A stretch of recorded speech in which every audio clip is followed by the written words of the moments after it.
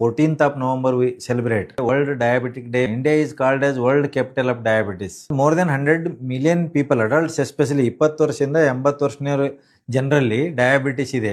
ಅಂದ್ರೆ ನಮ್ಮ ದೇಶದಲ್ಲಿ 20ರಿಂದ 80 ವರ್ಷದವರು 10% ಮಂದಿಗೆ ಡಯಾಬಿಟಿಸ್ ಇದೆ. ಬಟ್ ಟ್ರೆಜಿಡಿ ಏನಪ್ಪಾ ಅಂತಂದ್ರೆ 50% ಮಂದಿಗೆ ಡಯಾಬಿಟಿಸ್ ಇದ್ದಿದ್ದೇ ಗೊತ್ತಿರಂಗಿಲ್ಲ, ಯಾಕಂದ್ರೆ ಸಿಂಪ್ಟಮ್ಸ್ ಬರಂಗಿಲ್ಲ.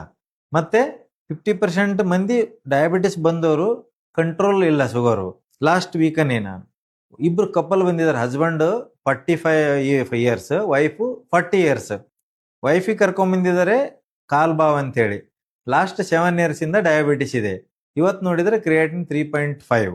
ಹಾಗೆ ಹಸ್ಬೆಂಡ್ ನೀವು ಚೆಕ್ ಮಾಡಿಸ್ರಿ ಹೆಂಗಿದ್ರು ಬಂದಿರಿ ಅಂದ್ರೆ ಅವ್ರಿಗೆ BP-ನೂ 140/90 ಐತಿ, ಶುಗರು 320 ಐತಿ. ಅದಕ್ಕೆ ಇವತ್ತಿನ ದಿವಸ ನನ್ನ ಕಳಕಳಿ ವಿನಂತಿ ಏನಪ್ಪಾ ಅಂತಂದ್ರೆ ಈ ತಿಂಗಳ ಅಟ್ಲೀಸ್ಟ್ ನವೆಂಬರ್ ತಿಂಗಳ ನಮ್ಮ ಆಸ್ಪತ್ರೆಯಲ್ಲಿ ಯಾರು ಆಸ್ಪತ್ರೆಗೆ ಬರ್ತಾರೆ ಅವ್ರ ಪೇಷಂಟು ಅವ್ರ ಸಂಬಂಧಿಕರಿಗೆ ನಾವು ಫ್ರೀ ಶುಗರ್ ಚೆಕ್ ಮಾಡ್ತೀವಿ.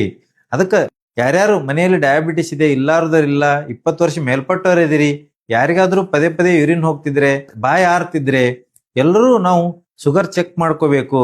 ಒಂದು ಡಯಾಬಿಟಿಸ್ ಬರ್ಲಂತೆ ನೋಡ್ಕೋಬೇಕಾಗಿದೆ, ಬಂದದ್ದು ಬೇಗ ಪತ್ತೆ ಹಚ್ಚಬೇಕಾಗಿದೆ.